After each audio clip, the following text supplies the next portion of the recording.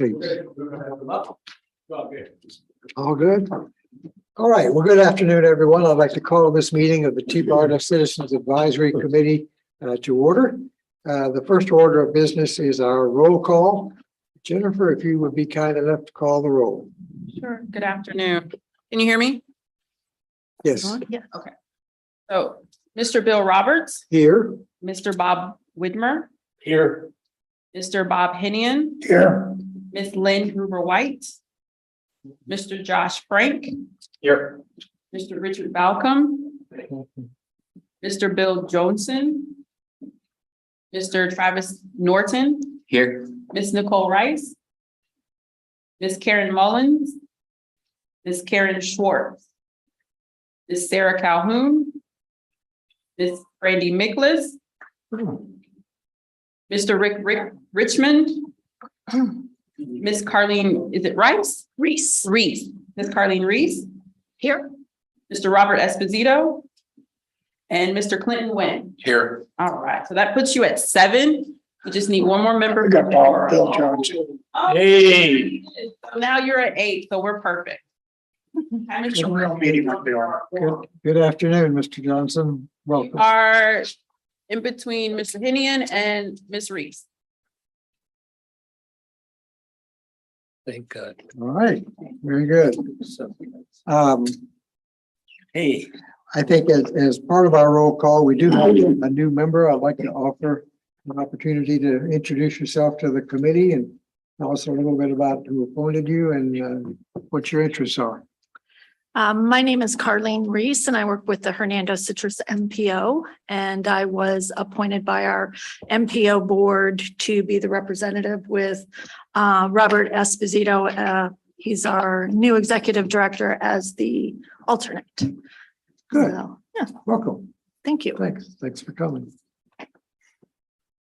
The next item on our agenda will be the motion to allow virtual participation. I don't think we need this since the only participants virtually are presenters.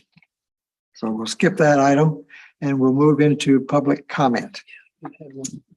We have one emailed public comment. I'll read that if you're ready for that now. Please. This is from Andrew Morris. He is a planner and GSI technician from Madeira Beach. TBARTA Citizens Advisory Committee. It is unfortunate that CSX does not want to cooperate in the Tampa Bay metro area, but TBARTA should still pursue studying rail transit.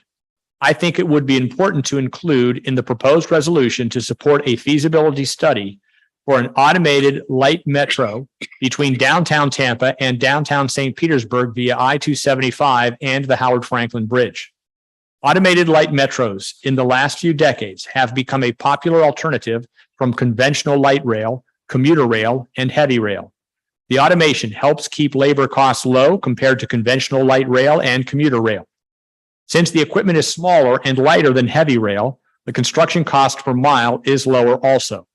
The electrification and automation allow automated light metros to operate high-frequency service within 2.5-minute headways. Automated light metros operate on fully grade separate infrastructure, which removes the risk of grade crossing collisions.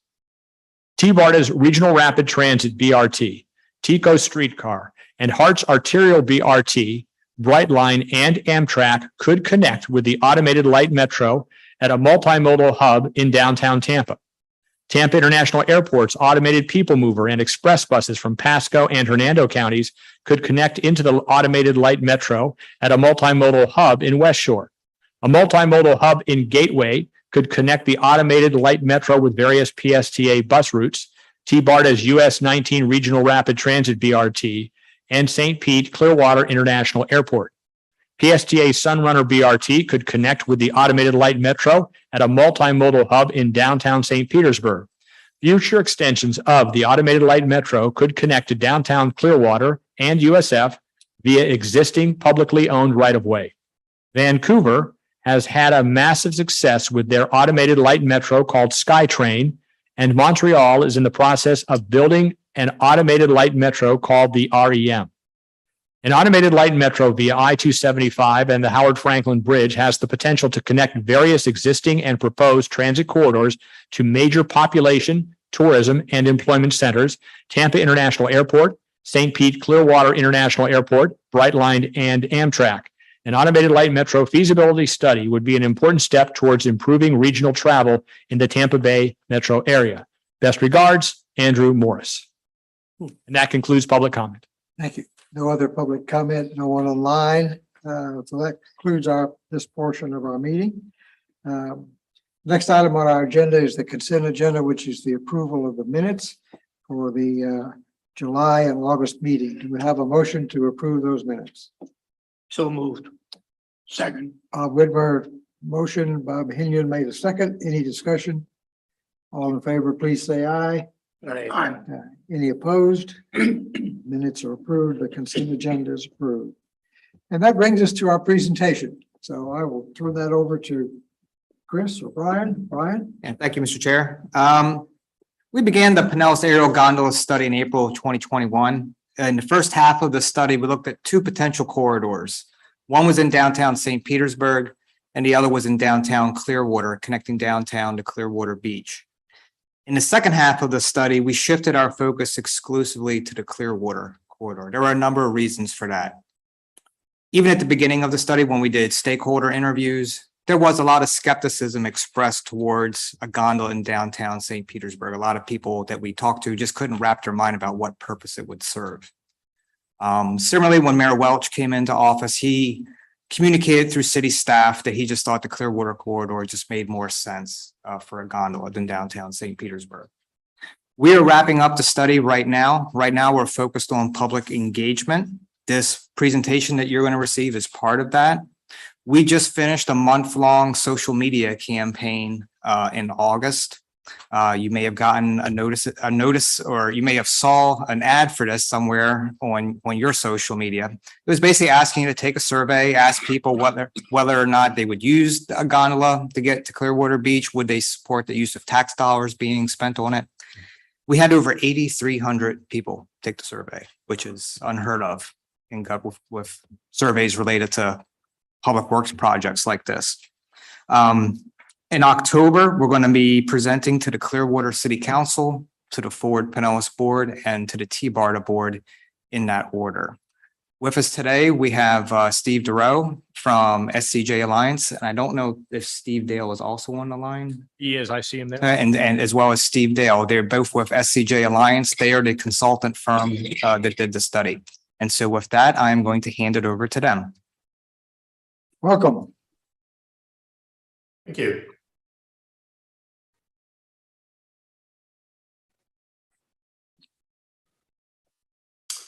All right, I believe let's just double check this, make sure that I've got control of the screen here. And I do, perfect. Okay, thank you very much, folks, for having us. Again, my name is Stephen Dale, and I'm joined with Steve Durow. I'm an urban planner who specializes in urban cable car systems, and Steve Durow is an engineer who specializes in cable cars as well. And we've been leading this study for the last about year and a half now. In terms of the agenda for today, suddenly I'm having, oh, there we go, perfect. We're going to walk you through it. It's pretty high level. We're not going to give you all the details. Everything's available in the studies that have been completed and are available for review. But this is going to be fairly high level. We're going to try and get through it as quickly as possible so that we can get to the meat of the conversation and really just get into questions, comments, and discussion. We're going to go over what the purpose of the study was, the study direction that it took following the SWAT, which Brian alluded to, precedence of gondolas in similar environments, suitable alignments, project definition, and we get into the meat of the technical feasibility, the financial feasibility, the public support component of it, which was very illuminating and eye-opening, and then our recommendations and next steps to continue the project. The purpose of the study was pretty straightforward. It was, are aerial gondolas well suited to the Tampa Bay area? Are there suitable alignments to serve Clearwater and or St. Petersburg? Are the routes technically feasible? Are the projects financially viable? And is the public at large supportive of the projects? Important to note that we had freedom in this project to, if a project we felt wasn't technically feasible or financially feasible or politically feasible, we had full permission to, for lack of a better term, allow it to fail. And as you'll see with the St. Petersburg project, there was just significant apprehension about that project, and eventually we just put it to the side and focused our attentions on Clearwater.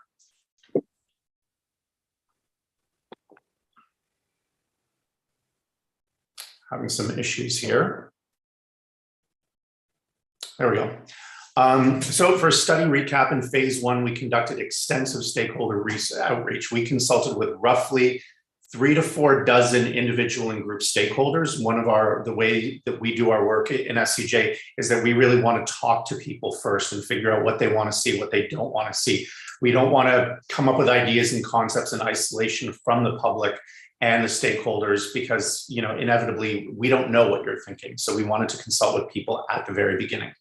Then what we did is we iterated several different route concepts for each one, both in St. Petersburg and in Clearwater. And then we conducted what's called a SWAT assessment, and that's strengths, weaknesses, opportunities, and threats. And then we ranked those alignments against one another. And it's important to understand that when I say we ranked them against one another, we were not ranking Clearwater alignments against St. Petersburg alignments and vice versa. We ranked Clearwater alignments against one another, and we ranked St. Petersburg alignments against one another.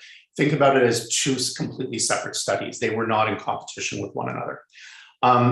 After, as Brian said, after it was clear that no one was really interested in pursuing the St. Petersburg alignment further, we decided to set that down, and just focus our attention purely on Clearwater. And then we restructured the phases after the fact to reflect that. And we focused our attention on technical validation, financial validation. We felt that the second SWAT assessment was not necessary and was removed and was replaced with more optionality, which I'll discuss later. And then we went into an extensive public engagement process, which is ongoing right now. And now we're in the final stage of final reporting and presentations such as this. As I said, in regards to St. Petersburg, consultations revealed that basically people didn't get it. People didn't see what the purpose was, what the need was, and that was diametrically opposed to Clearwater. Most people got almost immediately what the problem in Clearwater was and what we were trying to solve. Whereas in St. Petersburg, it was a lot more amorphous. And so again, with the new mayor coming in and his stating that it just wasn't a priority for his government, we ceased work on that and focused on Clearwater. In terms of Clearwater, there was really strong interest in connecting downtown and the beach. There was one thing when we went into the study, we really thought that the purpose of this was, okay, we want to be able to get the tourists to leave their cars in downtown and use the gondola to get to Clearwater Beach. And while people were interested in that, what we really discovered was people were more interested in getting the tourists who are already at the beach and getting them downtown. It was really the reverse flow that people were more interested in. And that was largely because of things like the Imagine Clearwater redevelopment at Coachman Park, the fact that Cleveland Street has now been closed to traffic and pedestrianized, all of these development sites that are beginning to come online in downtown Clearwater. There was this idea that came up that this project was really about unifying the aquarium, the downtown, and the beach area into a single unified recreation, entertainment, and commercial district. And the idea was that it would reduce traffic on the Memorial Causeway for beachgoers, and that the study should continue with optionality. And what I mean by that is that the way that this was originally structured, we were supposed to come out with a single alignment and test the feasibility of that one single alignment. However, the challenge was that in Clearwater, there were a lot of moving parts when it came to development sites and ongoing development deals that the government was working with private sectors and tenders. So in consultation with Clearwater City staff, we decided to embark on what we called it, an optionality version of this, where what we did is we preserved multiple options in our analysis such that we could test the feasibility of a variety of different options and allow the project to move forward such that, let's say, option A is suddenly taken off the table because of a development deal that was struck, while there's still option B, C, and D that are still valid as well. So for the purpose and needs, we wanted to establish sort of a set of strategic goals for this project. And these really came out from discussions with the stakeholders. Things that are in blue are the most important ones that we heard. Things that are in black, sort of important, but not as important. And then gray are ones that are, nice to haves, but they weren't really the main drivers that people saw. Again, this idea of a singular unified economic district was the thing that everybody understood and saw. Tied to that is obviously alleviating congestion, or at least the perception of congestion on the causeway, and improving employee access to the beach was another thing that came up repeatedly. The idea here was to disaggregate activity. We didn't want to just say, okay, everybody's work at the beach. What we wanted to do, or a lot of the stakeholders said, is they wanted to see that activity spread out within this economic district. And the way that we do that is by minimizing friction. And friction is the things that prevent you from doing what you want to do.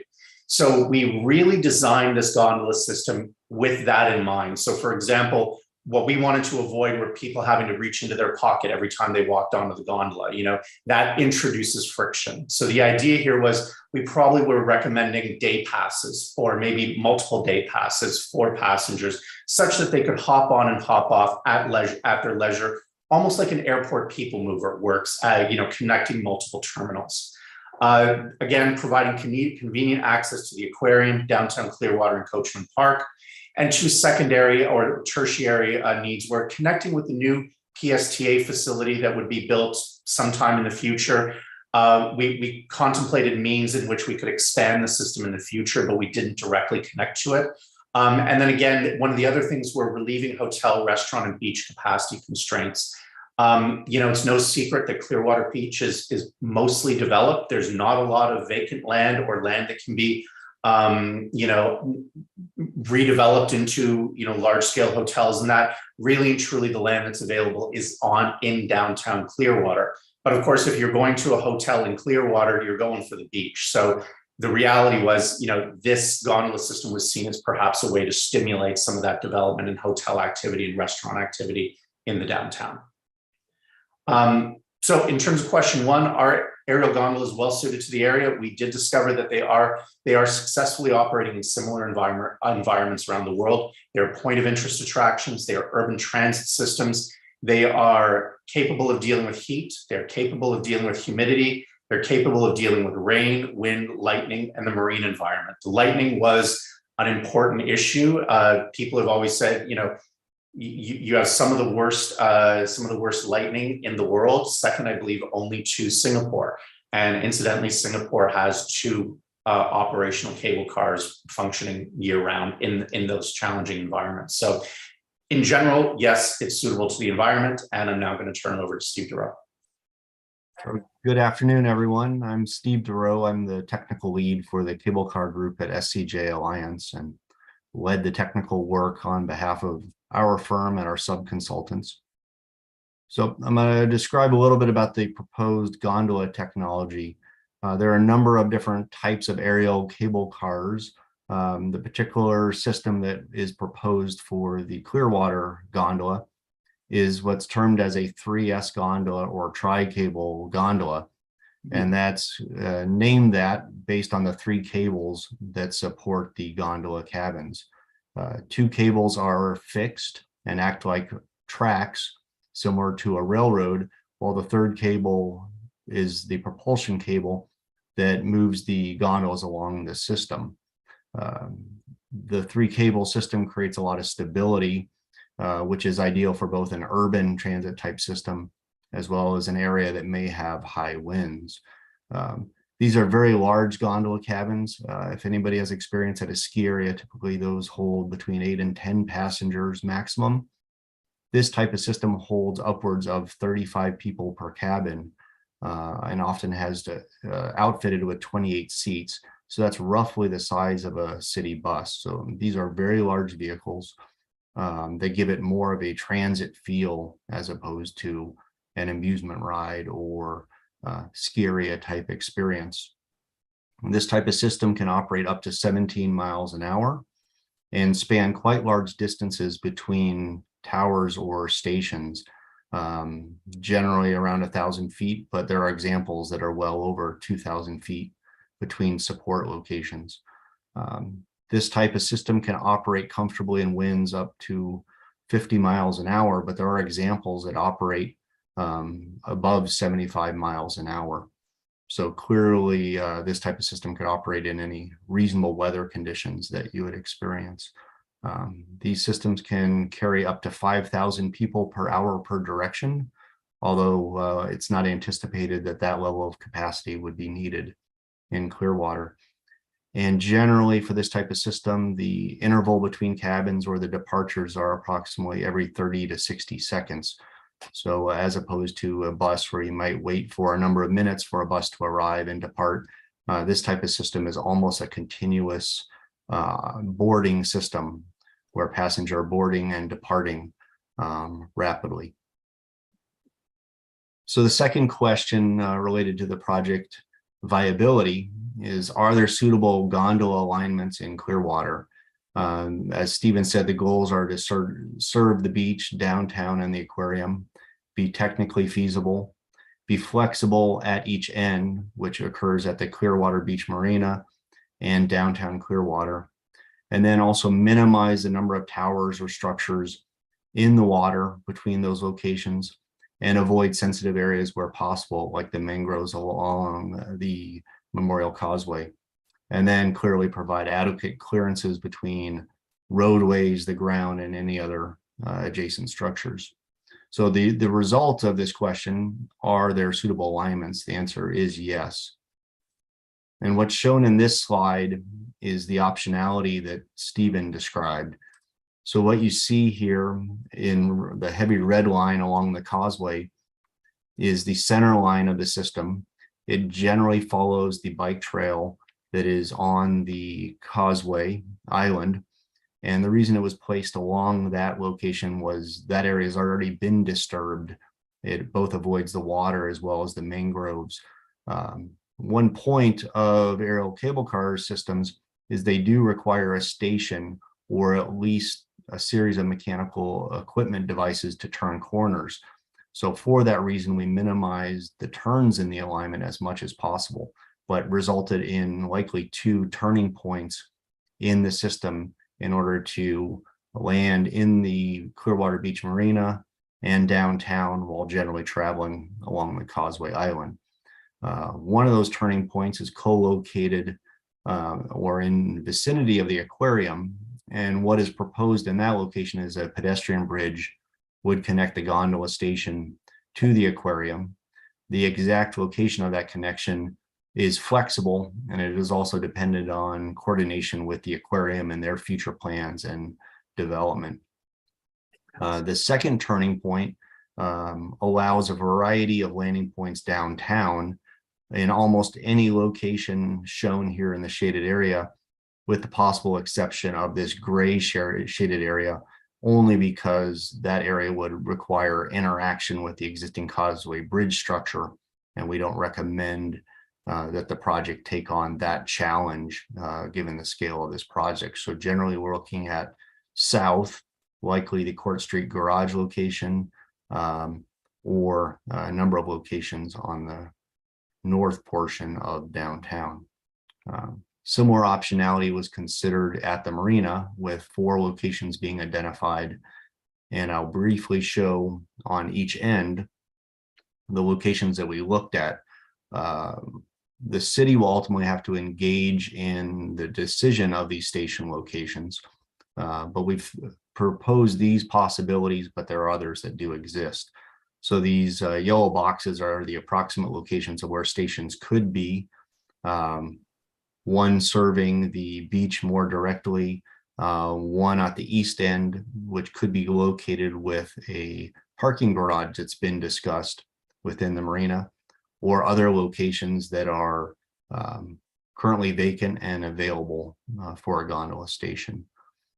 Within downtown, this entire yellow shaded area is considered viable, with that exception that we generally wouldn't want to interfere with the causeway bridge as far as structure locations. But the Court Street garage location is shown here on the bottom, potential location adjacent to the library above its parking lot. And then these other locations are proposed development locations that could be used to house a gondola station if the station was integrated within those facilities and those developers chose to do that. As we move forward, the third question, are the routes technically feasible? And the short answer is yes. And all of these bullet items were things that we looked at in order to determine technical feasibility. The following slides list some of these and a little bit of discussion of some of these, but just know that all these things were looked at, and in most cases, there were no issues found for the viability of a gondola system. To describe the route, as you saw it, it's between 9,500 and 10,000 feet in total length. We would propose a travel speed up to 17 miles an hour, as I stated, but there may be times and reasons to operate the system slower, partially if this is also an attraction used by people to experience the views and Clearwater. There may be times of the day where we would want to operate slower to lengthen the ride and add more value to those passengers. We would propose a 28-seated version of the cabin, 3,600 people per hour per direction as a maximum capacity. But one of the features of aerial gondola systems is by simply adding cabins to the system, you can increase capacity. So oftentimes systems are designed for an ultimate capacity, but day one they're installed with fewer cabins. So something approximately equal to half of this capacity would likely be the day one capacity, but then cabins could be added as the capacity was demanded. The wait time would be approximately 28 seconds between departing vehicles, and the trip time between downtown and the beach or vice versa would be about 11 minutes with this technology. With regards to viability, one of the things we looked at was property impacts and view shed impacts. And the primary area where we could have issues are obviously downtown, but that's dependent on the station location, but something we need to be aware of going forward. And then in the case of the Court Street Garage station location, where we would fly close to the Pierce 100 building, there are potentials for property boundary intrusions there, as well as view shed issues. Now, we would propose that the gondola travel above that building, so likely the people within the building wouldn't have immediate view shed issues, but there would be negotiations with that property owner to basically use their land as an air rights easement. One of the other items we looked at was the environmental and social permitting. So most projects of this scale were required to follow both a federal and oftentimes a state environmental permitting process. And we had our permitting specialist within our firm review the proposed plan.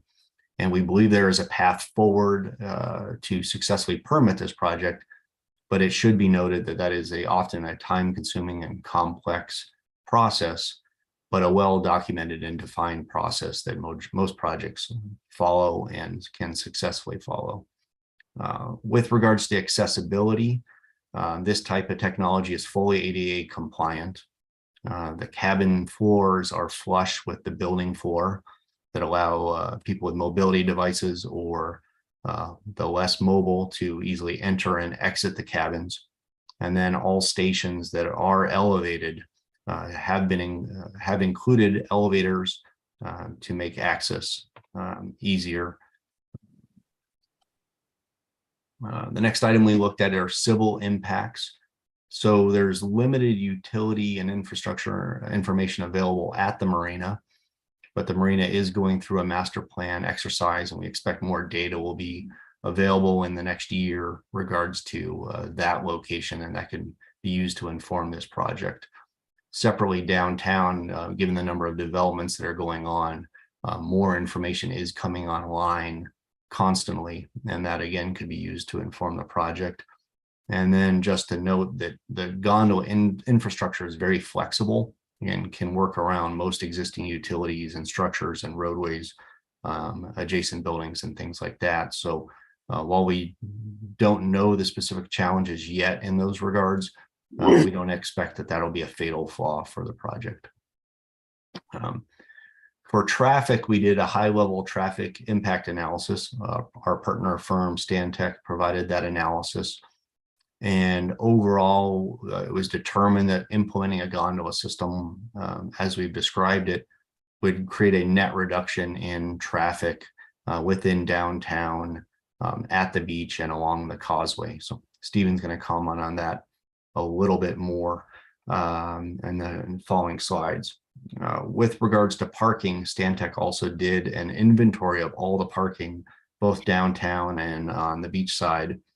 And it was determined that there is sufficient parking downtown already to support a gondola system such as this. Generally, it's believed that the usage of the existing parking infrastructure is about 50%. So there's quite a bit of excess capacity there. On the beach side, parking is more limited, but as we'll discuss in the next slide, we believe there are other options that can help alleviate the need to park immediately near the gondola station, which could be transit options, including the Jolly Trolley. So for people traveling from downtown to the beach, again, there's sufficient parking. Our project team is also proposing a valet concept where you could park and use a valet service to park your car at the downtown end. And Stephen's going to talk a little bit more about that. And then as far as integrating with the PSTA transit facility at Court and Myrtle, we believe there's opportunities either through micromobility devices, that's e-scooters, bikes, or a shuttle system, possibly the Jolly Trolley, or even autonomous transit to connect the gondola to that transit facility and allow transit users to travel back and forth. Part of our engagement was to discuss the project with the management team of the Jolly Trolley, and they're very supportive of this project and see an opportunity in the future to adjust their routes and adapt their routes to best serve both ends of the gondola system. For passengers going downtown from the beach, again, Jolly Trolley could be adjusted to accommodate the gondola station at the marina and aid people in getting to that location. Micromobility devices, again, could play a role on the beach side, and that would also not add to roadway congestion, which would be an added benefit. And again, autonomous transit could be used on the beach side to bring people to the gondola station. Stephen now is going to jump into the financial viability section, but I believe he's going to start by commenting on the valet concept. Thanks a lot, Steve. Yeah, so where the valet came from was, again, this idea of reducing friction. Generally speaking, as we were talking about this with stakeholders, people were very supportive of the idea, but one of the common themes that came up was, well, what do I do with my cooler and my umbrella? And I go to the beach and I got a lot of stuff. And I don't want to have to park at a parking garage that's a 2-block walk away with my kids and my dog and all that stuff and get there. So we realized, valet is common in Florida. It's something that the locals are used to and are accustomed to using. So the idea was, why don't we design the station such that you could literally drive your car up to the station, unload your stuff, hop in the gondola, and a valet takes your car and parks it at one of the myriad of underutilized parking facilities in downtown Clearwater. Those underutilized parking facilities were also really beneficial because, of course, when they're used is primarily Monday to Friday, 9 to 5. That's not when Clearwater Beach is busiest. Clearwater Beach is busiest on holidays, on weekends, sometimes on evenings, and that the exact reverse of when those parking facilities would be most utilized. So we felt, rather than worrying about building more parking, why don't we just utilize what's already there? And the delta between the cost of parking in downtown Clearwater versus the cost in Clearwater was so wide that was where the real opportunity lay. We're not sure if the valet system would be included within the purchase of a ticket or not. That's sort of something that would have to be figured out later.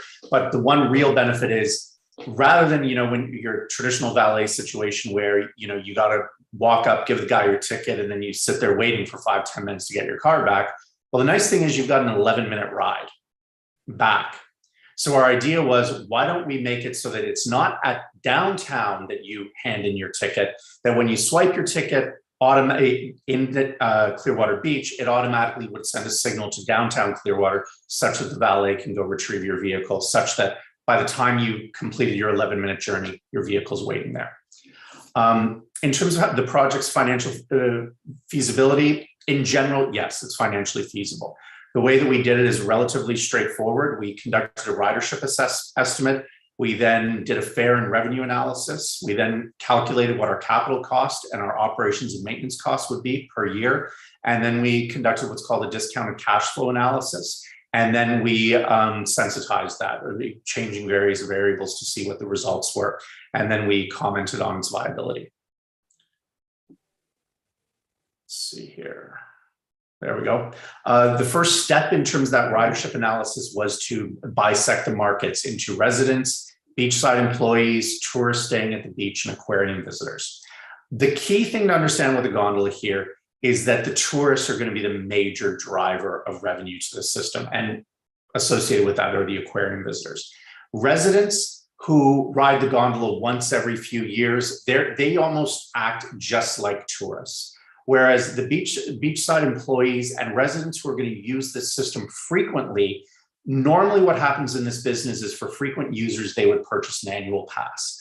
I'm making up a number what it would be. Maybe it's $100, maybe it's $150 for the entire year.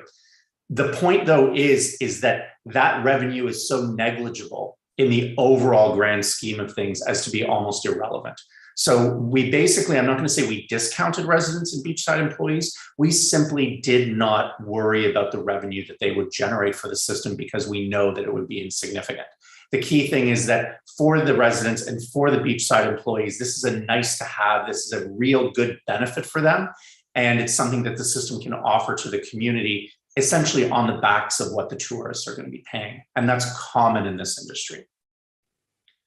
In terms of ridership, we had our company that we work with frequently named Transpo Group. They do a lot of ridership assessments. I'm not going to get into all the nitty-gritty detail of how they conduct their assessments because they're far more equipped to explain it than I am. But the basic way that it works is it uses vehicle trip data that they gather from cell phones. And then it anonymizes the data, and then it extrapolates it across the entire community.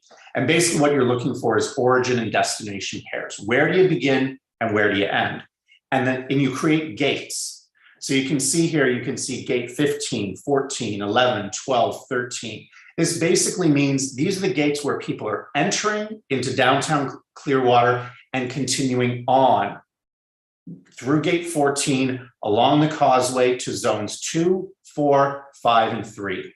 Clearly, the most important zone for this project was zone 3, but we still wanted to see what kind of movement patterns there were in zones 5, 4, and 2. The fact that we had this sort of bottleneck on the causeway was actually really useful because it made analyzing those origin and destination pairs much easier than in other situations. Whoops, my apologies. Oh, that's right.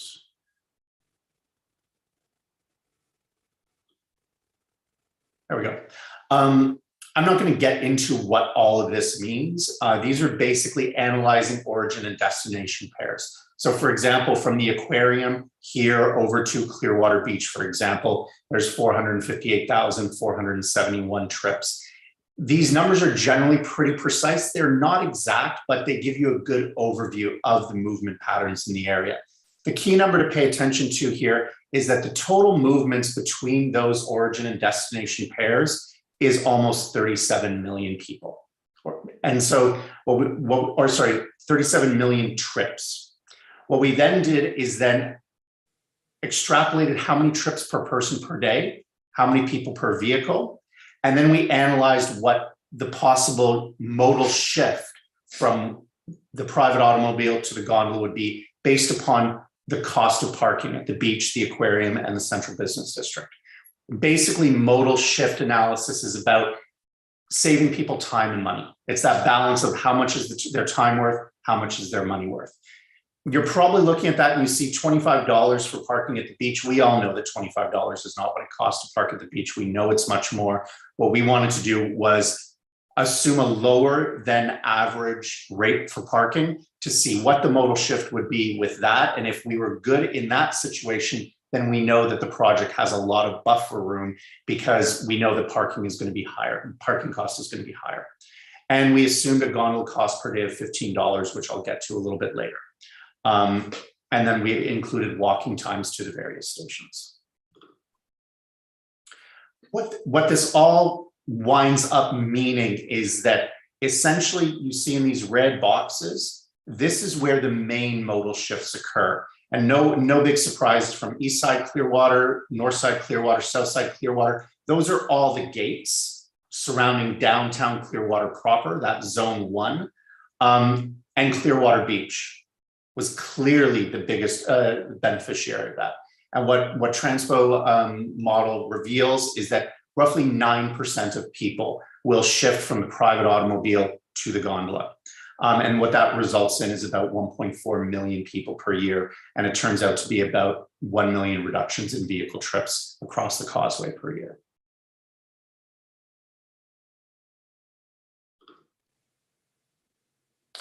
One of the challenges we have in this industry is that a lot of people will ride a cable car purely for what we call novelty purposes. It's purely for the ride or the view or the sunset. They're not doing it for the utility reason that the previous analysis focused on. The challenge that we ran into is we know that some portion of those 1.4 million transit users are going to be novelty riders as well. They're going to be both. But there's going to be a lot of people that are just going to be at the beach, staying in a hotel, and those people are not parking downtown. They're going to take their car to the hotel, their hotel downtown. But they're still going to want to ride the gondola purely for novelty or perhaps for utility to get to downtown. The question is, what is that number? Now, based upon, we have a database that benchmarks systems all around the world, and based upon our analysis, generally speaking, we saw that there would normally be about 500,000 novelty users of this system. But again, we didn't want to get into a situation where we were double counting. So what we basically did is said, okay, we're going to establish 1.4 million as our lower end, and then we're going to make 1.9 million as our high end, and then conduct the analysis, the economic analysis with a range of values between 1.4 and 1.9 million. In terms of the fare structure, you can see here, we created a selection of comparable systems that we thought from around the world that were similar to what your situation in Clearwater was. And we came out with, an average of about $24.43. That's too high here. And the reason it's too high is a lot of gondola systems in the world, novelty systems, exist in places where it's either extremely difficult to get to, or there's no other alternative. You must take the gondola. So it isn't directly analogous because you can still drive that route. Yes, the traffic can be miserable a lot of the time, but you still have that option to you. So we did reduce that. We assumed beach employees would probably be, currently they pay about $40 a month for their parking on the beach. And we assumed residents, probably about a $250 annual pass. But again, the beach employees and the residents, they're going to cover their costs. They will not generate any net revenue, because if you buy an annual pass, it's because you're going to be using this system repeatedly, and your per trip cost is going to go down to $1 or $2 per trip. It will be irrelevant in the grand scheme of things. So again, we calculated what we call the effective average ticket price. This is a standard metric in the novelty and attractions industry. It's effectively take the round trip adult ticket price and take 75% of that. And that's what your average ticket price is going to be, because of course, there's going to be discounts for children, for groups, for families, for senior citizens, et cetera, et cetera. So, using that $15 as a base, we had a range of effective average ticket price of $12.50 to $17.50 per day. Again, remember, our thinking here is that this is a day pass that people would be buying. And so in terms of what the estimated annual revenue is, it's simple math, simple matrix here. Let's go from 1.4 million up to 1.9 million in ticket sales and go from 1250 to 1750. And what you see is a range of revenue between 17.5 million and $33.3 million in revenue per year, which is very, very healthy for a system such as this.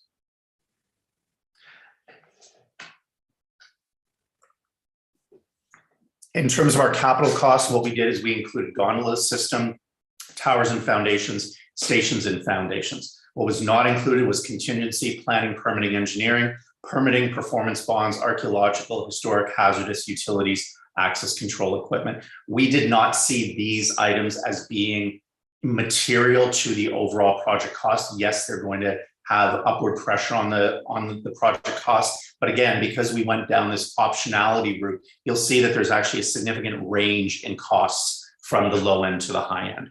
What we came out to was roughly a range of $124 million to $184 million, depending upon which system is selected, which alignment is selected. In terms of our operations and maintenance costs, we assume standalone operations. What we mean by that is that this is a thing that exists on its own, by itself. Now, if PSTA or TBARTA or Fort Pinellas or the aquarium or the city or someone else decided to take over running and managing this system, the Jolly Trolley, for example, whomever, there would be cost savings simply due to economies of scale. But for the sake of this analysis, we needed to analyze it in isolation, standalone. Does it stand up on its own 2 feet? We assume 360 days of operation per year, 16 hours per day, and 5,760 hours per year. Full-time staff would be 12 estimated. Hourly staff would work out to about 77 full-time equivalents. This would, our O&M cost includes spare parts, electricity, insurance, legal, accounting, office equipment and supplies, and a capital reserve fund. This is a major important line item in your annual O&M budget. Generally speaking, around the 15-year mark, most cable car systems such as this will have a lifespan of about 30 years. But at about the 12 to 15-year mark, there's going to be a major rehabilitation of the system that's going to be required. And it's never possible to know exactly when that's going to be because there's a whole lot of variables that go into it. So generally what we recommend is that a portion of money is put away every year from the revenue, let it accrue interest, and when that major improvement or major rehabilitation needs to occur, that money is sitting there to allow you to do it, and you don't have to go out trying to find that money. And at the end of the day, what it all turned out to was our annual O&M cost estimate came out to $10 million plus minus 20%. So you can think of it as 8 million to 12 million. Again, then running our projected financial model, you have in the studies the exact internal rate of return numbers and all of the financial metrics that you require. But for the sake of this discussion, which is more general and high level, what we're doing here is just basically showing you the best case, medium case, and worst case. The best case scenario is where our costs are low and our revenues are high, straightforward. Our worst case is where our costs are high and our revenues are low.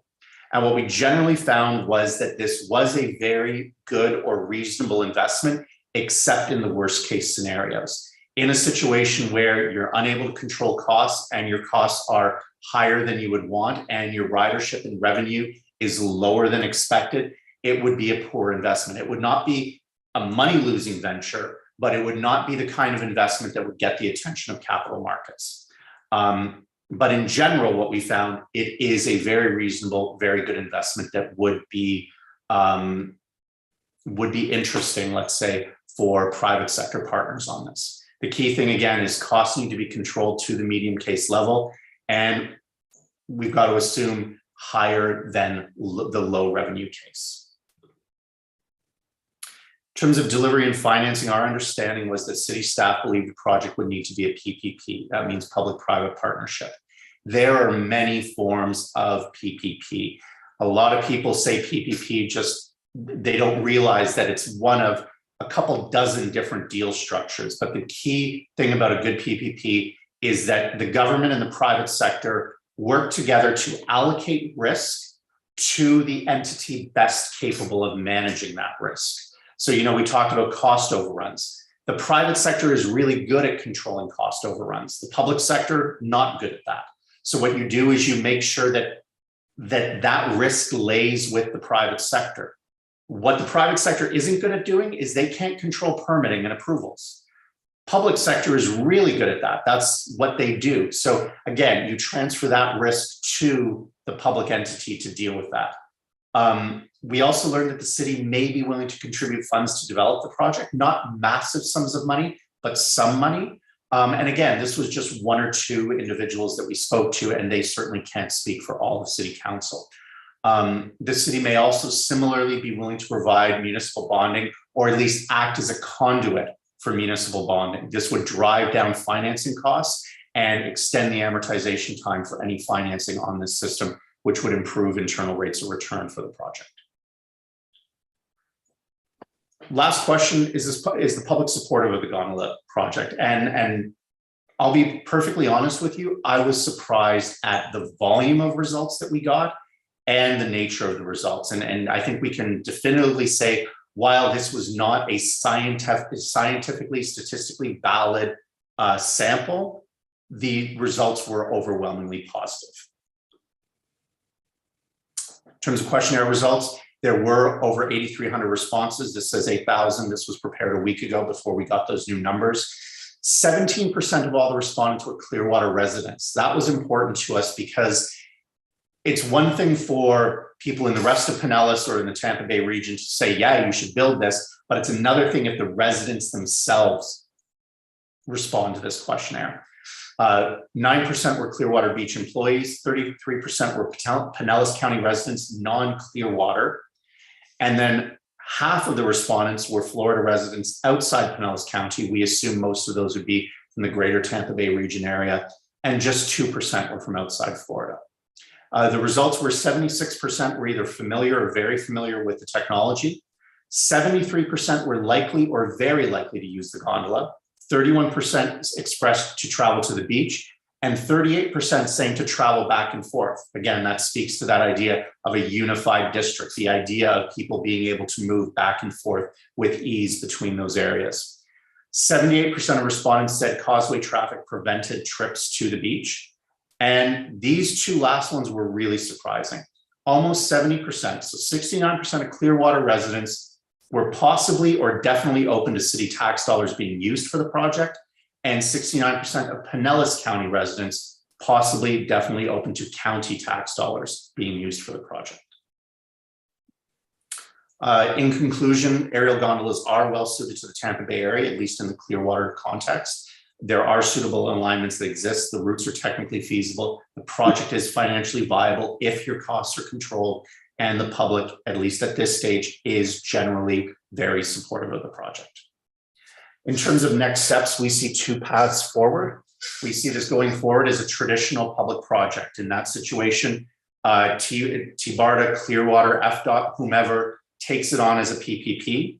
The city would designate station locations downtown and at Clearwater Beach, and the above entity or combination of entities would fund preliminary design and tendering, and then the above entity or combination thereof would tender the PPP project. The thing about that model is there is significant cost to the public sector to do that, and it has extremely extended timelines. The other path is to go for a more streamlined process as a private project. The way that this would work is the city would signal interest in the project and possibly advance some design to a preliminary level. At that point in time, private investors would be free to propose through what's called an unsolicited proposal process, or a UP, that exists in TBARTA and Clearwater and FDOT, that we don't think FDOT would be the relevant authority to run a UP process for this project. The gondola project might be combined with a development in downtown Clearwater. And at the end of the day, what would happen is TBARTA, Clearwater, FDOT, et cetera, would act as the lead agency or agencies for all the various permitting, including environmental permitting. City and FDOT would facilitate permitting on their lands. There's significant cost savings here for the public sector, and it reduces timelines significantly over path one. In terms of our recommendations, Clearwater needs to select a marina station location and select a downtown station location, perhaps even engage with the developer. You're only going to be able to go so far in this process until you start locking down those station locations. You're going to want to start engaging with the aquarium. We had many very, very positive conversations with the aquarium, and they are very, very supportive of this project. But ultimately, the integration of how the station integrates with their site is key and crucial, and it's very crucial to them. That was something that we learned from them, that they definitely want a seat at the table figuring out how that connection is going to work, because ultimately it impacts their operations. Probably want to do some preliminary station designs in terms of size, mass, and circulation. The only reason you want to do that is that firms up your capital cost estimates. Right now, it's kind of hard to say what the system is going to cost if you don't know what the stations are going to look like. So you got to advance some of that work a bit. You're going to want to review your unsolicited proposal mechanisms, have legal counsel review them. I've reviewed them. I'm not a lawyer. I can read policy, I can read law, but I'm not a lawyer. I'm not really qualified to say what is in those or not. Have your city council look at that, or your legal counsel, I should say. You also need to evaluate referendum requirements. We learned through this process that there's this 28-foot contour line issue, where anything that's built below the 28-foot contour line in downtown Clearwater is subject to a referendum. We have had conversations with city staff, and they have said that they do not believe that having the station cantilever out beyond the 28-foot contour line, or having towers in the park, or at least it would just be one tower. City staff does not believe that would trigger the referendum requirement. But again, get your legal counsel to ensure that that's the case. That will be crucial if you do the path 2 with the private sector. The private sector will need to know that this issue has been adequately addressed before they're going to spend too much time, energy, or money on this. You're also going to want to determine the available financial tools. Is it possible for Clearwater City Council to act as a conduit for municipal bonding? Is there funds, whether at the state, county, or city level, that could be used for this project at various stages of the way? And again, determine the project path. Is this going to be a public-led traditional tendering process, or is this going to be a private sector-led unsolicited bid process? But in general, you've got a really good project here, in our opinion, and that's where you are. Thanks. Very good. Thank you, gentlemen. Good presentation. Lots of good information in there. Are there questions or comments from the committee? Bob Hennigan. Yeah. It would seem to me that since we're using the causeway, and that is primarily public land, whether it's controlled by FDOT as part of State Road 60 or the city or the county, that there would be a large amount there which doesn't require private land acquisition. And that would be a very real savings. It's a much more complicated issue than that. I know Bill Johnson was on the city commission for quite a few years. But it would seem, other than the stops, you might be lessening your expenditure. You're very correct about that. Yeah, one of our principles going into this was to utilize publicly owned lands as much as possible in order to do that, because you're very right, that drives down the cost. It's kind of, you're kind of building a road or a subway in the sky. You're utilizing space that otherwise wouldn't be usable by using this technology. You're very right about that. Good. Other questions? Yes, Travis. Yeah, I was wondering, right now there was a piece of land next to City Hall that was owned by CMA and then purchased by the city. And then my concern as someone that's been following this project for years now, is that maybe that property is then taken off the board and not be able to use for an aerial system, especially if City Hall is going to be developed there. But that piece of land seems like, since it's right there next to the causeway, and it looks like you have it in green right there, actually. I think that's the tennis court. The tennis court? Or no, are you talking about that? Yeah, I think it's right next to the greens parcel right there. Mm-hmm. So this was, you're very right about this, and we've dealt with these problems in the past. And one of the reasons we went with this optionality route is so that if a piece of land gets taken off the table, there are other options available to you. Our feeling is that the parcel, the Harborview parcel at Cleveland and South Osceola is the prime location. It would have the biggest benefit to Coachman Park and Cleveland Street and the downtown, but that may not be a possibility. One of the things to contemplate as well is that it's entirely possible to integrate your gondola station into a future development. Now, you have to make sure that you coordinate plans with the developer, and this is why we suggested probably engaging with developers sooner rather than later. But that is entirely doable. There is another option. Steve, why don't you discuss the other option that you could use legally in terms of how that would work? I'm not following where you're going with that, but I will. In terms of Dover, the Dover situation. Oh, yes. So we worked on a project in Dover, United Kingdom, and they had a similar situation. And what they did was they created an air rights easement for a gondola system to travel over private property for land that they were selling or putting a development agreement up for. So as part of that ultimate development agreement, it included the capacity for a gondola to coexist with that development. So that might have some impacts to a corridor through the property or some space at ground level or just simply air right space through it. So one of the reasons we included the properties in this diagram that may not be available is because they could be brought forward from a private investor. These are not necessarily all municipal driven station locations. There's enough research out there that shows that, you know, proximity to fixed link transit increases property values, increases what you can rent, lease, and sell property for. Our feeling is that having a gondola station co-located even directly into the podium of a condo tower or a hotel or a retail complex or anything has extreme value. Why wouldn't a developer in downtown Clearwater not want to have almost immediate access? It's basically an elevator to the beach. And also in that situation, if it's more retail or hotel oriented, the ability to draw from the tourists that are already on the beach is a net benefit as well. So there's many different ways of dealing with the question that you've asked. It's a valid question, and we really do, if this project is to proceed further, we do highly recommend that the city of Clearwater or some other entity start dealing with this land issue sooner rather than later. Is there any organization or groups that have air rights currently in that area?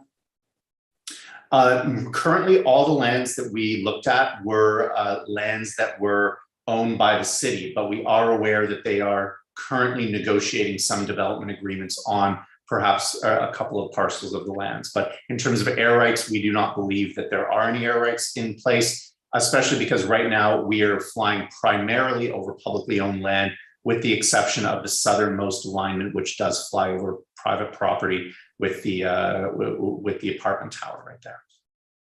Thank you. Thank you, Travis. Yes, go ahead. Clinton Wynn in Pasco County. Got a question for you. Have you guys looked at connecting this to the hospital connection, which is just south of that area, to be able to get some of the residents to be able to utilize the medical and offices and stuff?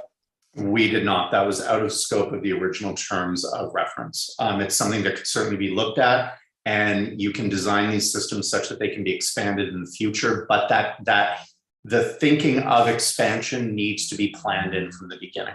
So if that's something that your organization would want to look at, we would encourage you at the next stage, if there is a next stage of analysis, to perhaps include that in any program of work.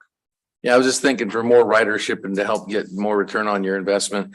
On the beach path, that would obviously, I haven't been out to Clearwater in a while because of the parking and the traffic, but where you were looking at putting it for, I guess it's where the restaurant is near the roundabout. Now, right there, that area that connects over to the old parking lot that I knew when I was a kid, is there going to be a little walkway above the road that people would be able to cross over to go to the beach? Because you're going to be cutting the traffic off if people are going to be using it as a main thoroughfare. That's our Correct. intention. We would propose an integrated ped bridge and elevators and stairs on the west side of Coronado to get people down to the Pier 60 parking lot there. And to be honest, our preference are the two westernmost station locations. In our opinion, again, everything's about friction here. It's all about making it easy for people. And if you're getting dumped at this station that's the most easternmost, that's the least beneficial for a family with their kids and their strollers and their cooler and everything like that. So, if you were in that situation where, let's say, there was some encumbrance or some reason that the city of Clearwater insisted that that was the location, we would probably recommend, similar to the valet concept, you would probably have some sort of porter system or something to enable people to get their stuff to and from the beach. Yes. And And would there be an the reason that the gondola station was considered co-located with the proposed garage is there's some economy of scale of using the vertical circulation elevators and stairways that would be needed for a garage for the gondola station and saving some overall cost, but that would likely push the station further east than is ideal. Thank you. And one other thing, is there going to be an area where they would be able to shower and clean their beach supplies off, so that way if people are going to work and deciding to use this to go to dinner, that stuff's not going to be intermixing? We didn't consider that. That's the first time we've heard that comment. I don't see any reason you couldn't have that in the stations. Again, remember, it was not within the scope of this to design the stations. We needed to calculate what the size and massing of the station is. But you got to think of a gondola as basically, it's like an escalator or an elevator in a shopping mall, right? What that shopping mall looks like, sky's the limit. The escalator and the elevator kind of looks the same no matter what shopping mall you go to, right? Correct. But if you want to have the user using this, I obviously don't want to, be on the tuxedo and then someone's trying to go to a wedding. I mean, I'm just trying to think of. Yeah, absolutely. If that's something that that stakeholders and the government feel is necessary in the stations, then there's no reason that can't be done. And operationally, you could have gondola cabins for different usage groups that, every fifth cabin is a non-beach gear cabin, or people with pets or, people with mobility devices. There's any number of possibilities. And some systems around the world even offer women and children only cabins at night, for instance, when there's, perceived less safety, riding with strangers. You can operate them for individual groups. So there's a lot of options because the cabins do leave so often. You can tailor the usage that way. You've got to think about it as it's essentially a city bus departing every 30 seconds. That's basically what you're dealing with. So that opens up large amounts of opportunities to deal with some of the problems that you've just identified. Thank you. Okay. Josh, go ahead. Thank you, Mr. Chair. I have a couple questions and a couple comments. I'm looking at your capital cost estimate, and the items that aren't included, including utilities, for example, any right of way. You mentioned you're going to work within public right of way to the greatest extent possible, but there's still likely to be some private right of way acquisition costs at some point in time, to some degree. It's slide 28. Yeah, there you go. And so, I think just out of the gate, I'm curious, based off of my math, you've got 9,500, 10,000 feet, linear feet of infrastructure. That's about 1.8 miles, 5,280 feet per mile. And then 124 to 184 million dollars in capital costs. And that's not including utilities and other things, which can be costly, not to mention time and permitting and all of that. So for me, that pencils out to between 70 to 102 million dollars a mile. Does that seem about accurate? Your cost per mile and some of your other examples, can you give us a ballpark figure of? We do not in this industry do cost per mile calculations. It simply doesn't apply. And the reason that it doesn't apply is because of the fact that the vast majority of costs in a cable car are in the stations. There is very, very little cost associated with distance.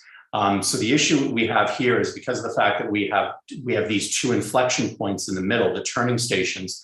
Those stations add not insignificant cost to the overall project. In terms of utilities, because of the fact that we're not tearing up an entire right of way, we're only tearing up at very specific locations. Steve, I can't remember how many towers we calculated this would require, but it's certainly less than 10. So in that situation, you're solely one of the cost saving advantages of a cable car is the fact that you're not having to deal with the entire right of way. You're just dealing with it at very specific points. And we can move the towers. We have a lot of flexibility, as Steve said, to move the towers such that if we say, okay, we want to put the tower here, oh, there's a stormwater drain here. No, okay, we'll move it 100 feet north or south, east, west, however we want to avoid those encumbrances. Right. I understand that. I think, what's challenging for me and distressing about this, and just admittedly, I'm inherently dubious of gondolas, of, this era of vaporware transit that we had 30 years ago. I don't know how many people on this board remember the Harbor Island People Mover, but this is pretty much along the same lines as that conversation that was had when that was built and then eventually taken out. Is that when this is a transit board, and so we're judging this against other transit projects that come before us, and all of those are measured in cost per mile. And when we look at something like the Tampa streetcar, for example, which is $40 million a mile, to be expanded and modernized and catered towards people who live here, not tourists, which is, I think, is an inherent mistake that was made when the streetcar was designed originally in the early 2000s. This is 2 times greater than the streetcar without the benefit of being a real urban form of transportation. I'm curious, when you look at the split between tourists and folks who are going to be using it on a daily basis as transit, how does that pencil out compared to the bridge usage, for example? Are most people, 60-70% of people using the causeway, doing it as tourists, and therefore the need to cater towards tourism is greater? Or is it most people going to and from the island, as they're going to Publix or other places, as local? The majority of travel along the causeway is between the downtown and zone 1, which is the tourist district. The vast majority of users are going in that direction. I understand your comment about the vaporware transit. I agree with you wholeheartedly. The difference is that those technologies don't exist most times. You're talking about a technology here that literally is over 2,000 years old. The 2 companies that build this stuff, they date from the 1880s. And we have over 30,000 systems around the world. Now that includes ski lifts and tow lines, but in terms of fully functioning gondola systems, there's several thousand in operation, many of which are used as mass public transit systems very successfuri. But not in this case, not what you're showing us here. This is upwards of $184 million without utilities and other costs for 4,000 people a day. Based off of your ridership numbers. I've had this issue with other transit projects that have come before this board, or transportation projects, I should say, because I don't even know if I can call this transit. For me, the cost benefit is, really something that is worth considering as a member of this board, because you're, in essence, in one of your directions, asking for public monies to a degree that, that same $184 million can go a lot further in connecting the rest of Clearwater to Clearwater Beach, for example, which is a major issue of inequity in reaching. Well, I think I would counter that by saying we're not asking for the public to spend $184 million. What we're recommending is that you work through a public-private partnership situation where the private sector is bearing the vast majority of the costs for this project. This is one of those things that's different, that is hard sometimes for people in transit to understand, but the vast majority of cable car systems are financially self-sufficient. The only part of the MTA in New York, in New York's entire transit setup, the only part that is self-sustaining is the cable car. It's the only part. And I would also challenge that, what's the difference between moving a tourist and moving a local? If you get a car off a road, you get a car off a road. It doesn't matter whether it's a tourist or a local. I'm dubious of your assumptions on that, but we could debate that Exactly. That's a philosophical viewpoint. That's that. It's not just philosophical. It's the fact that Clearwater and your project is assuming an increase in garage capacity on the beach. If that is no, we're not. you're integrating it into a pedestal building in theory on Clearwater Beach. Is that incorrect? We're saying that is an option, but it is not a prerequisite. Well, should it be an option, then you're incurring more trips across the causeway, which I do not see being complementary to folks using the. But the two are not related to one another. And I'm on the board here representing to us. I appreciate your willingness to repartee with me, but I have the floor. And I would just say that again, I'm inherently dubious of these projects, and I think this type of transit project and presentation is exactly the problem. The limited scope, the limited amount of people it impacts, the exact problem why TBARTA is in the position it is in is because of these types of projects and presentations. So I'm not supportive of this in any way or fashion. You're not going to convince me otherwise. So I appreciate the time and I appreciate the chair for letting me go on this long, and I'll let the rest of the board have their comments. Thank you, Josh. Other comments? Anyone else care to comment on it?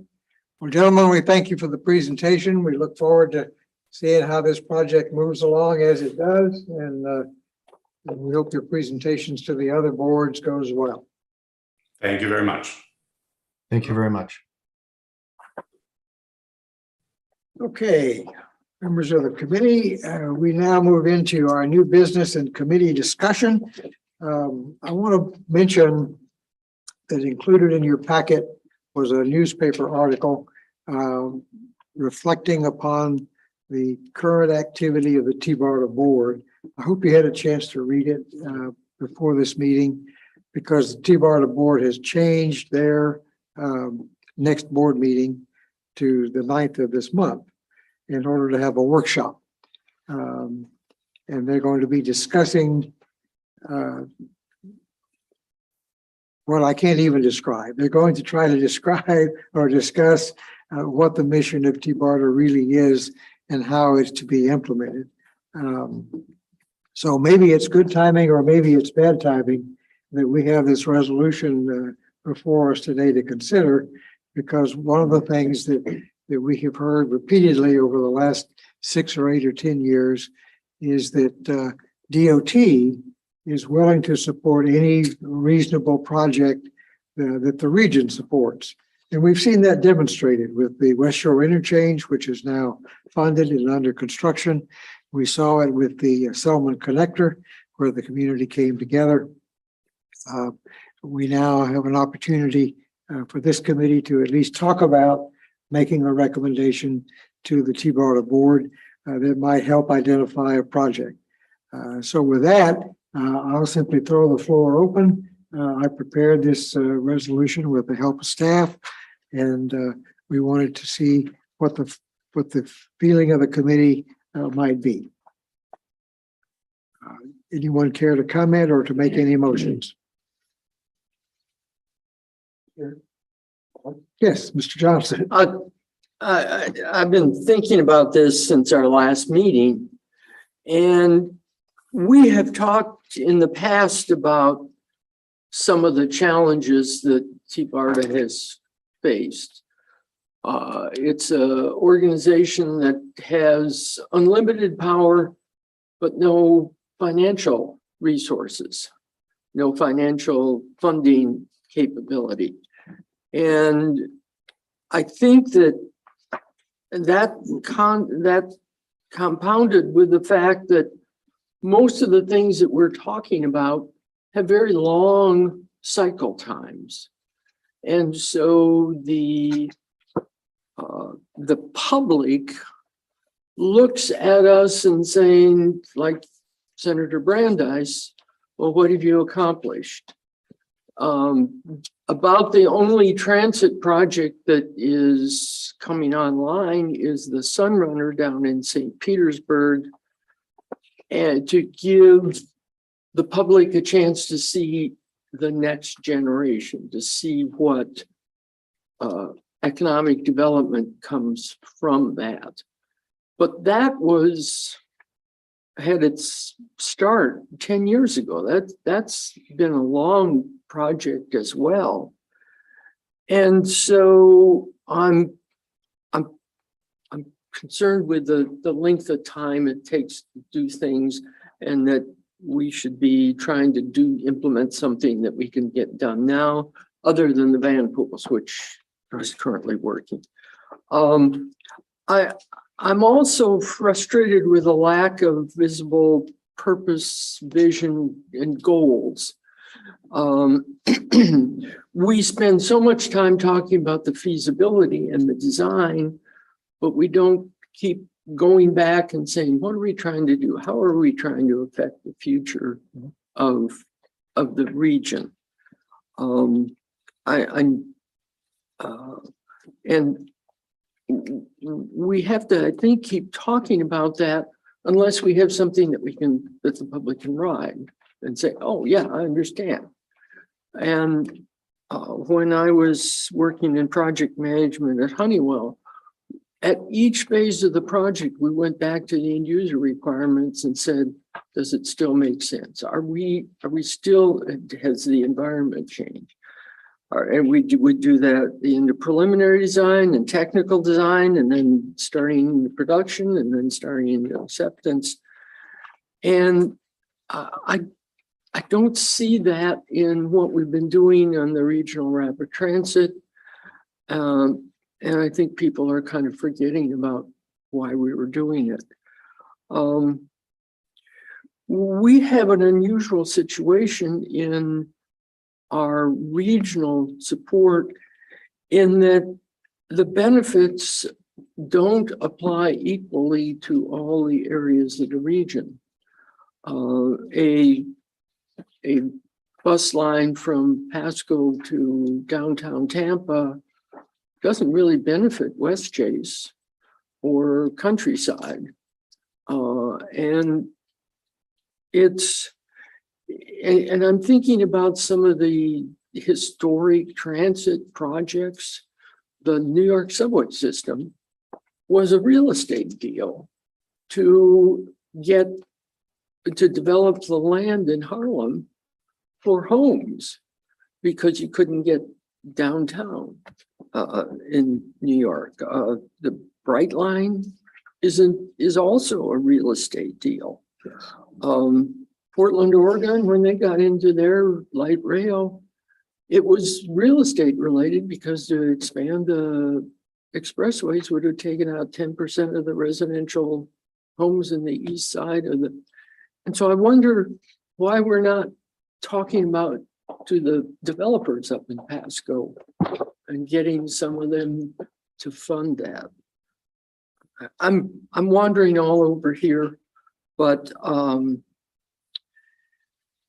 I'd be interested in some further conversation from others as to how do we, if we were on the board, how would we move forward?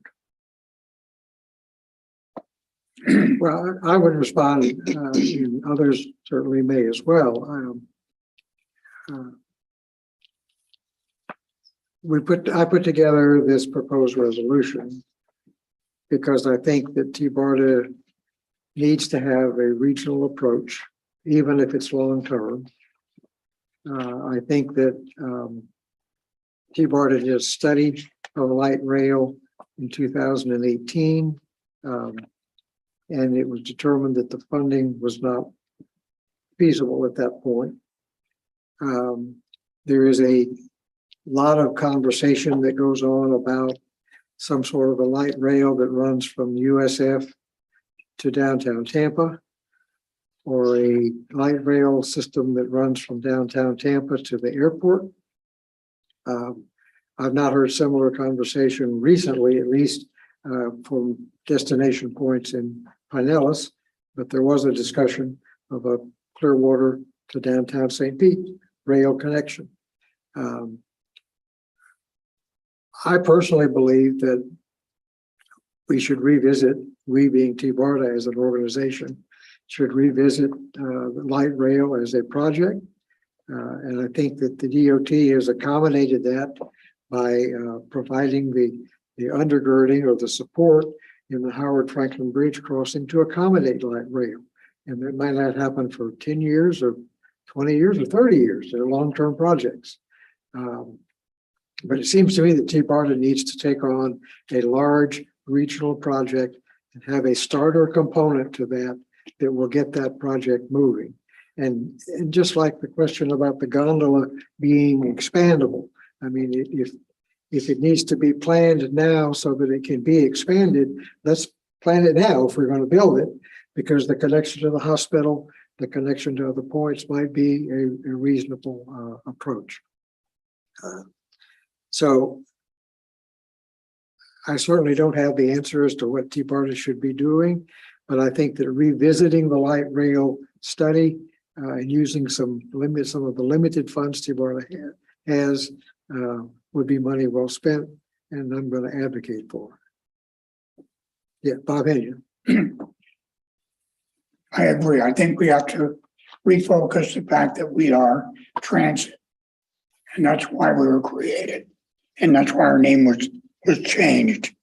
And I fully support what you have written here, Bill. But I think there are forces in the state beyond us which are not facilitating, to put it politely, us dealing with real transit, public transit. The van pool is a great program, but Absolutely. John Doe can't get on it along the street. It is a closed system, so it isn't really public transit in that sense. So I think what you put forward, your statements, whether they truly come to fruition in the end or not, is an important statement of what we should be doing. Okay, thank you. Other comments? Bob, Yeah, the other Bob. I definitely agree with Bill and Bill. It was 2018 when we first saw the Catalyst versus CSX.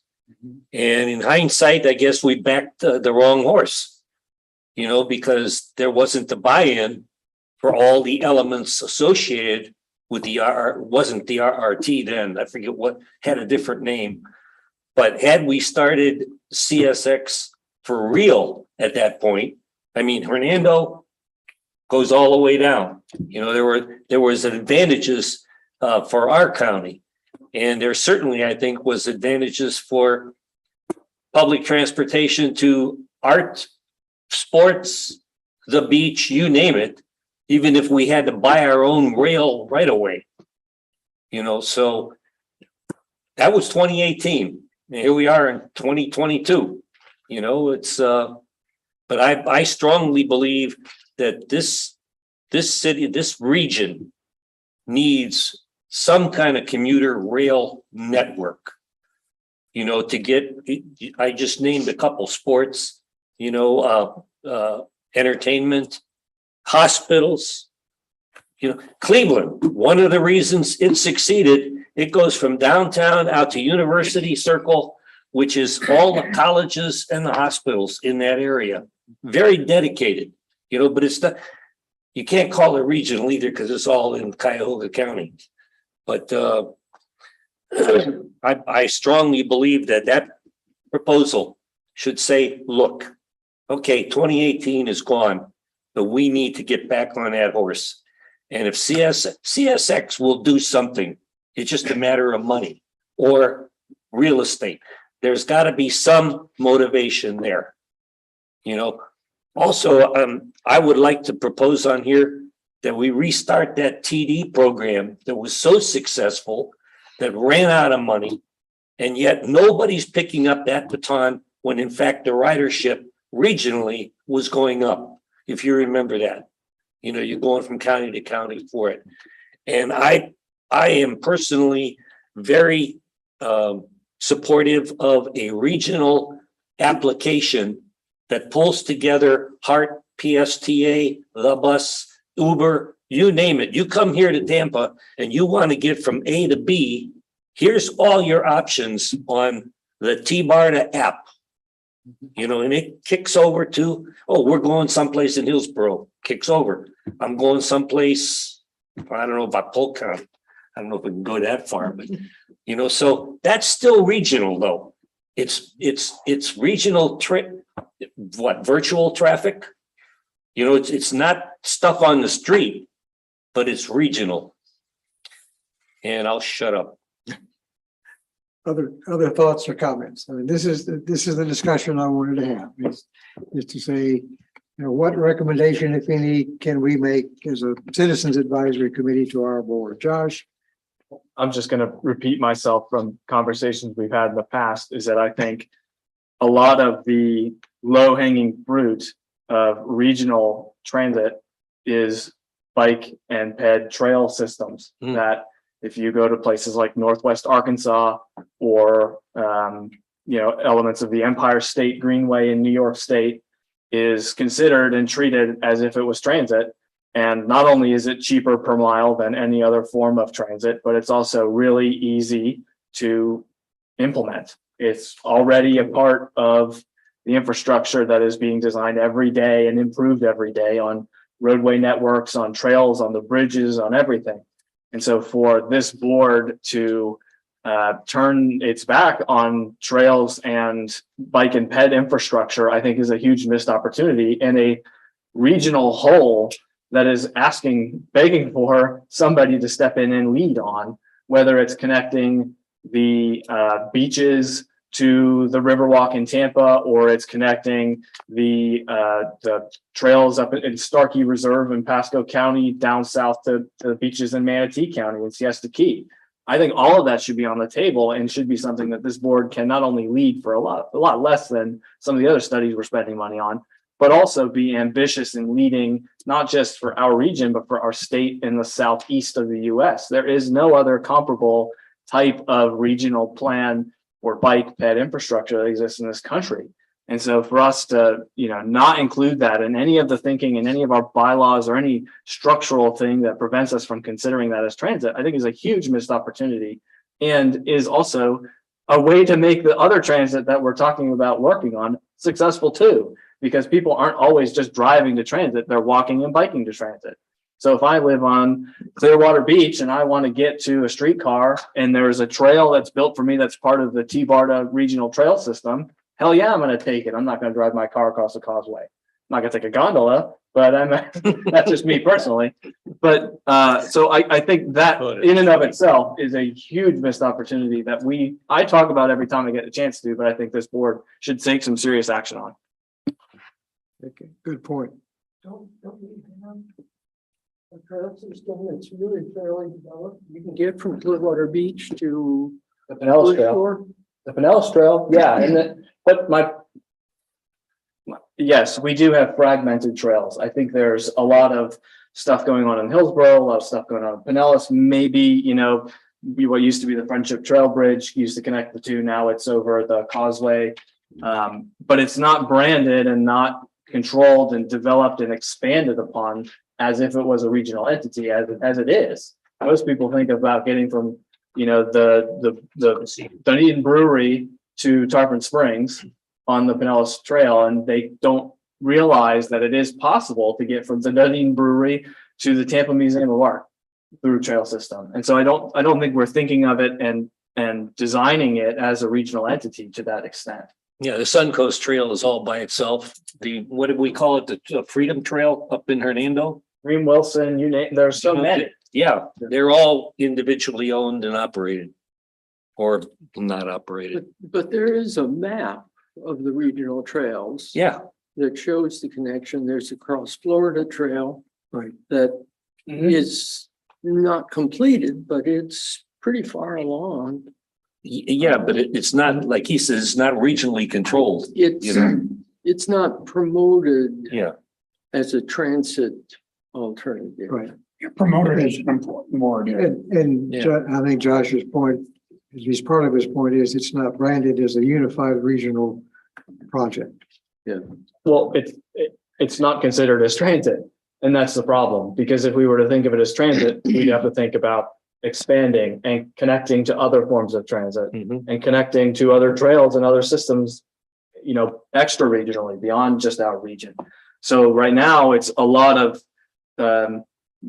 city states, right, that are working towards a greater goal, but there's no unification. Not to overuse my Italian references there, but I think that TBARTA could very easily and for very little amount of time and effort become the regional director of the trail system for all of its member counties and the region, and how they interconnect and how they can expand and go to areas that don't have trail access, for example.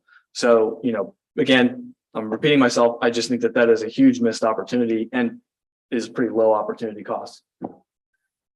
Okay, well, Another thing about that is I don't think you'll have the same forces blocking it. Mhm. Well, There's very little friction, to use the term, yeah, on continuing to move the trail system forward. Yeah, so we may very well be allowed to do it. And there's little costs, relatively low cost. maybe this is the Trojan horse that gets us into light rail. Because you go to a place like Copenhagen, all these people are coming with their bikes, and the station to the train, they pull the bike in and they sit right there. They go to work, they come back the other way. You don't have to go to Copenhagen. You could go to Bentonville, Arkansas, and look at the Razorback Greenway. I'm working on a project right now. It's a 1,000-unit development that is centering itself solely on the Greenway and the Greenway system. And that's backed by the Walton Family Foundation, a lot of other public-private partnerships. But there is a regional entity that is in charge of extending it to Rogers, extending it to Fayetteville, extending it to the nature trails that go through their state preserves and their national forests and all those sorts of things. But without that level of vision and guidance from an entity that can see it and can pay for it, or a big wealthy foundation like the Walton Family Foundation, you're talking fits and starts, and a sidewalk here that may have a sign that says it's part of a trail, but it's just a sidewalk, rather than a better sidewalk that can function as a trail or have bike infrastructure associated with it, or branding and all these other things. So I think, you don't have to go to Copenhagen. You can go to Arkansas and see it for yourself. Okay. I like the idea though, bikes and trains together. so there's one suggestion that a regional project Mhm. could and should involve bikes, trails, and pedestrians. I would support that. And I think that's something that the state would support. I think Bill Johnson has identified the problem TBARTA has experienced, and that is we have not had a project that we could get state and federal funding for in order to move it forward. But Mr. Chairman, Yes. I think that there's almost a larger problem is to get the local funding match. That we don't have that first 25%. That, and with the regional rapid transit project that we've been talking about, I don't think we still have the local match for that project. And if we could do a simple rubber tire bus route from Connerton, some of these developments in Pasco County to Waterside, and if it can be on the bus on the shoulder, that could almost be paid for by the developers of Connerton, and could be something that could be implemented fairly quickly under a TBARTA brand, perhaps, just contracted out with somebody to operate it. That would get something going more than the huge project with the stations and stuff. I really think we need to get something done. The trails are an easy win. So what would be the next thing that we could get done? Eventually, I think that light rail needs to be implemented between downtown Tampa, the airport, and come across at least to Gateway, maybe go down to St. Pete. The major investment should be in the core, and then depend on commuter rail for going up to Hernando, which can utilize the regular rather than, and I'm just, frustrated. I mean, you go out to Denver, when they put together their light rail project, it was a multi-decade commitment to start in the central part of Denver with a light rail project that would eventually go out. Salt Lake City had the same kind of thing. You started small, for Salt Lake City had a lot of rail lines that they could grab and use where we don't have. Since you mentioned Denver, I think it took them 2 years to put the managed lanes from the city of Denver out to Boulder along Route 36. It didn't, well, they got all the stakeholders say, yeah, this is good. And in 2018, we had 19 things that, like you're describing, that could have been done. And that's where the catalyst and the CSX thing came out. So there was it says regional transit vision. So maybe we just don't have the vision anymore. Well, what we're trying to accomplish, we need both immediate goals, but also some of the future for what, and there's gonna be a mess. No money.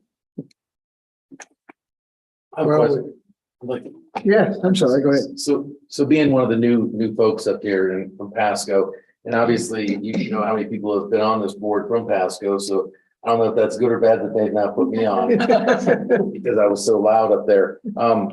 But longtime resident in Pasco, I got really frustrated, so that's why I got on the CEC. And I've been pushing, like you said, with the developers. You know, Pasco's growing. There was some major accidents on 52 yesterday. You couldn't even get your child to school.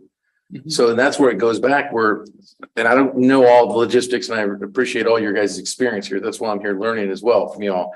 But somehow the developers that are coming in and just wiping out our green space up there, they have got to have some responsibility for putting some infrastructure in.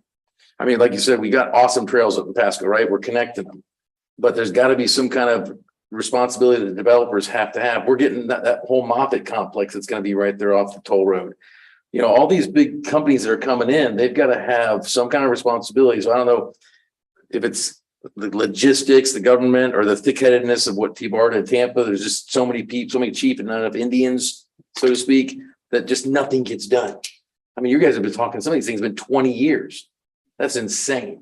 And that's the part of the inefficiency of government that made me get on here. But yet I feel like I don't want to be wasting 3 hours of my afternoon coming down here and talking and feeling like we're not getting anything accomplished. I mean, numbers are getting younger. So like I said, I'm all for, all this. Like I said, what can we do now? Bus, right? Use the existing trails. Is there something that can be done that the red tape wouldn't have to get in the way? Just at least even focus on mental health. Get people transported to their doctors, to the grocery store, something where they get some return on your investment. I know, and all these studies where they got to keep showing you more studies, and they're spending millions of dollars on studies and nothing gets done. That's insanity. So that's my 2 cents. And I think all of the studies, there've been a lot of studies done over the years. Pasco County is growing now as it was predicted to grow 10, 15 years ago or longer. So Commissioner Starkey was absolutely right at the TBARTA board meeting. We've got to find a way to move people around the region, and one of the major routes is going to be from Pasco County into downtown Tampa and out to the airport. And I would submit that crossing the Howard Franklin Bridge needs to no longer be an impediment.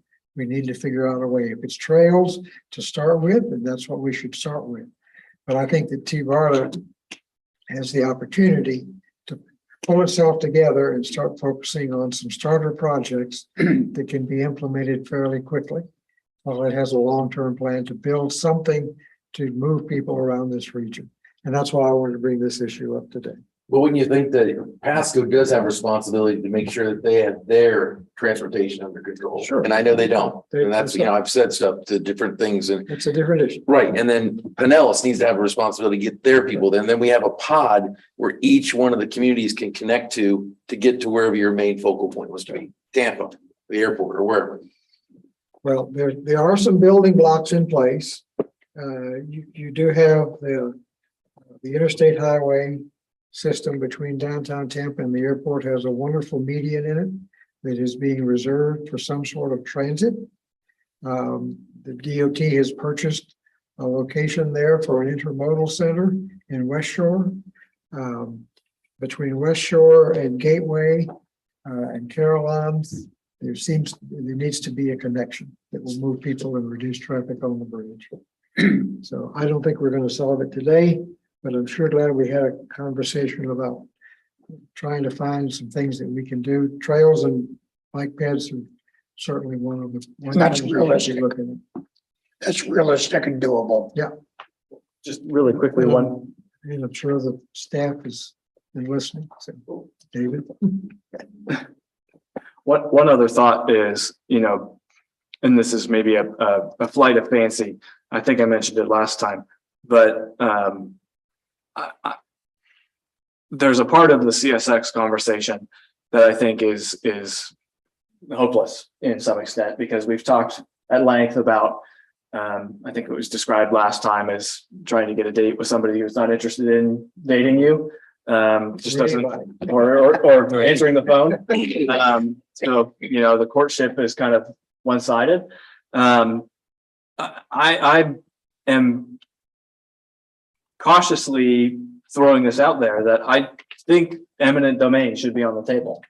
And I don't know if TBARTA has the legal authority to take property via eminent domain, but I think it does statutorily. I may be wrong on that. But I seem to remember that being the case.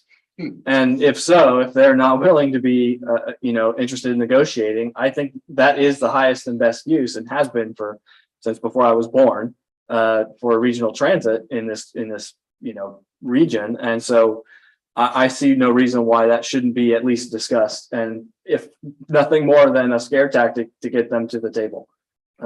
Because in all honesty, I think there's likely some legal precedent for that at some point in the past. CSX has been unwilling to cooperate in other areas, and I know that there's been lawsuits after lawsuits in certain regions outside of here regarding this exact same issue. So why not? Well, there's the possibility of Amtrak dealing partnership with Amtrak, which has more accessibility to the national railroad system especially for commuter rail, where you don't need 2 tracks and. Well, you have Amtrak.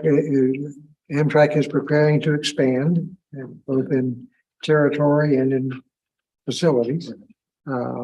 Brightline has indicated every indication they want to come to Tampa, which would give us a connection through Orlando to Miami. Somebody, this needs to be coordinated with a way to get around the region. So, in the absence of a motion, I don't want to keep us all here all day, but I think it's been a good discussion. And if there's any other new business to come before the committee, we can move on. Yes. Can you talk a little bit more about what's going to happen on Friday? And are we expected, or are we going to be given an opportunity for saying something during that meeting? Because I've been advised by staff that there's not going to be a public comment portion. There will be public comment. There will be comment at the beginning of the meeting. Okay. Like normal. Okay. But then after public comment, we'll go immediately to the workshop. But it's at 9 a.m., not at 10. Correct. But I would suggest that, Mr. Chairman, you report that we had a discussion about the future, and we identified, number one, that trails have a potential to be looked at as a transit opportunity. It is well developed and is far along the path of where we need to be, and it is a model for future regional transit, be it bus, rail, that we need to have in order to be a vibrant or a viable regional metro center. And that we are frustrated in that we need some early wins on transit. I would suggest that our friend from Pasco's comment that we need to invite developers to the table to be providing some of that funding for accessibility to those developments that are happening in the area, as traditionally they have done. And then I personally think we need to continue pushing having quality light rail in the urban core, downtown to the airport, to St. Petersburg, and that would form the basis for future regional network of a light rail system. And I'll say it again, I think we should restart the TD program, the transit disadvantaged, which was beginning to really take off. I would certainly include that, yeah. And that's a quick winner. We have to make a motion on your proposal. Well, we can make a motion on the proposed resolution, or we can just let it sit. But we don't have a quorum, so. We do it, hold on. We lost it. You lost somebody. We lost the traffic. Okay. So unless there's objection from anyone on the committee, I'll report the things that Bill has just discussed. And what Travis, Josh, go ahead. Yeah, I don't have an objection to the resolution that you put forward. I think it's pretty clear, that you're just trying to communicate our desire and frustration to find something to start. And it seems like the momentum right now is behind finding, maybe doing more than the RRT and doing fixed transit and taking the opportunity that may lay in front of us. My only thought or hesitation or suggestion would be, I think perhaps one of the reasons why, at least from my perspective, why a lot of these types of conversations around fixed transit going between downtown to downtown in the airport seem to falter at some point in the way or along the way is maybe, again, I'm just positing here, that maybe because we're trying to back into the solution with the tools that are presented to us, rather than maybe the question that's never been asked, which is what really is the best way to get between the two places? Does it have to be in the median of I-275, for example? Does it make more sense to think of other ways to do it, whether it's a new bridge over the Gandy or something along those lines? If we're to think of the things that transit is bringing us, not just ridership, but the development potential around each station, the lack of environmental impacts and community impacts of construction and all of the things that come with that. I'm wondering if part of the hiccup is always that we are trying to pre-bake things into a certain set of constraints without maybe taking a step back and looking at the question at a broader range. Just throwing that out there. And otherwise, I think the resolution is fine, except for I think it does continue those same constraints that maybe that's part of the reason why and nothing's been successful to begin with. Your point's well taken, but I would add to that. It seems to me that TBARTA is not going to be highly successful until it has a dedicated funding source. And until it has legislative authority to develop a funding mechanism to build and possibly operate, although right now it can, some sort of transit system. Because right now TBARTA is hamstrung in its ability even to develop a bike and trail network by its funding mechanism. And so maybe one of the recommendations that should come forward from this workshop is that the legislature be pressed very hard at its next session to give TBARTA a funding mechanism that is not an annual dole out of the general revenue. I guess I hear you and I agree. I think we're on the same page.